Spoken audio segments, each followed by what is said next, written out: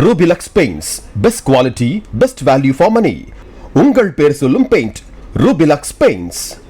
மத்திய இணையமைச்சர் எல் முருகனுடைய இல்லத்தில் பாரத பிரதமர் பொங்கல் வைத்து பொங்கல் பண்டிகையில் கலந்து கொண்டு தமிழர்களுக்கு பொங்கல் வாழ்த்துக்களை தெரிவித்தார். இயற்கை வேளாண்மை எவ்வாறு முன்னேறி இருக்கிறது அப்படின்றதெல்லாம் பிரதமர் பேச்சின் போது தெரிவித்தார். தமிழகத்தில் இது பொங்கல் பண்டிகை அப்படின்னும் பல மாநிலங்களில் அந்த மாநிலங்களுக்கு ஏற்ப இந்த பண்டிகையினுடைய பெயர் மகா சங்கராந்தி அப்படின்லாம் பெயர் வேறுபடுகிறது அப்படின்னும் பிரதமர் குறிப்பிட்டார் அப்படின்றத பார்க்குறோம்.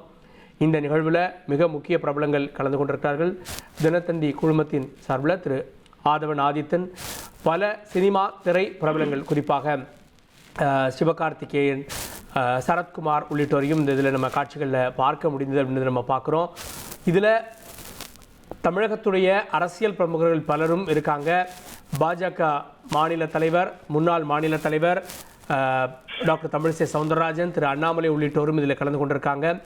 தமிழகத்தைச் சேர்ந்த பல பிரமுகர்களை ஒன்றாக வர வைத்து அங்கே டெல்லியில் இந்த பொங்கல் ஏற்பாடுகள் நடந்தது அப்படின்றத பார்க்குறோம். இந்த பொங்கல் ஏற்பாடுகள் முடிந்த பிறகு, பொங்கல் விழாவில் கலந்து கொண்ட பிறகு பிரதமர் அங்கே இருக்கக்கூடிய தமிழகத்தைச் சேர்ந்தவர்களிடம் பேசி வரக்கூடிய காட்சிகளையும் நம்ம பார்க்குறோம். தொடர்ந்து செய்தியாளர் ரமேஷ் கூடுதல் விவரத்தோடு இணைகிறார். ரமேஷ், பிரதமருடைய பேச்சை கேட்டோம். இந்த நிகழ்வில் யாரெல்லாம் பங்கெடுத்திருக்காங்க, விவரங்கள்?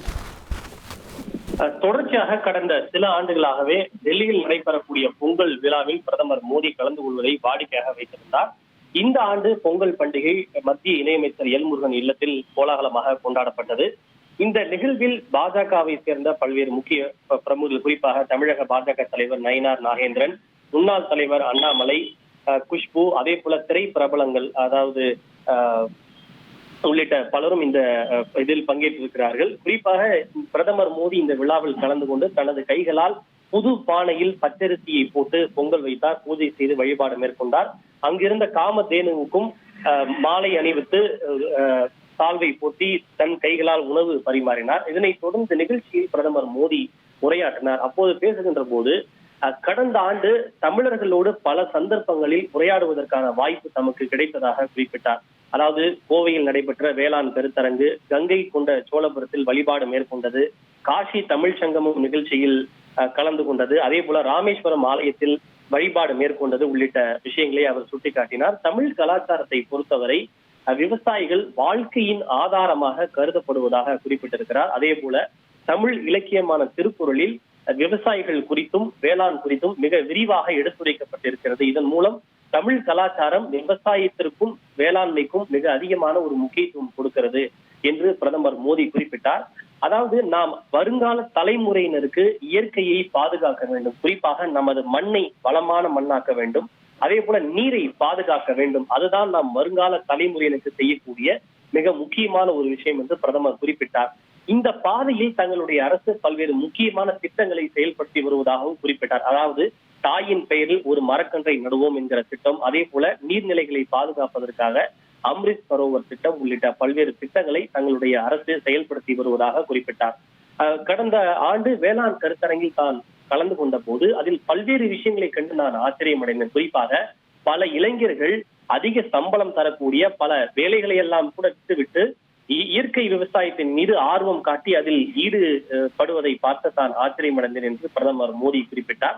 எனவே நாம் விவசாயம் என்பது நம்முடைய சாப்பிடக்கூடிய அந்த தட்டும் நிறைய வேண்டும், அதே போல நம்முடைய பாக்கெட்டும் நிறைய வேண்டும். அதாவது விவசாயிகளுடைய வருமானம் இரட்டிப்பாக வேண்டும், விவசாயம் லாபம் கொளிக்கக்கூடியதாக இருக்க வேண்டும் என்பதை பிரதமர் மோடி இவ்வாறு குறிப்பிட்டிருக்கிறார்.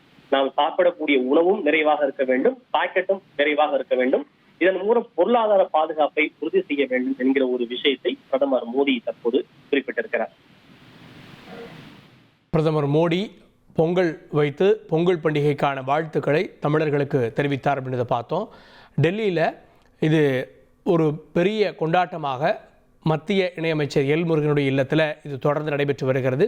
மத்திய அமைச்சர்கள் பலரும் பங்கெடுத்திருக்கிறார்கள். தமிழகத்தினுடைய பிரதிநிதிகள் பலரும் அங்கே பங்கெடுத்திருக்காங்க. தமிழகத்துடைய தொழிலதிபர்கள், தமிழகத்திலிருந்து சென்றிருக்கக்கூடிய நடிகர்கள், இன்னும் சொல்லணும் அப்படின்னா மிக முக்கியமான பிரமுகர்கள்லாம் அங்கே கலந்து கொண்டிருக்கார்கள் அப்படின்றத பார்க்குறோம்.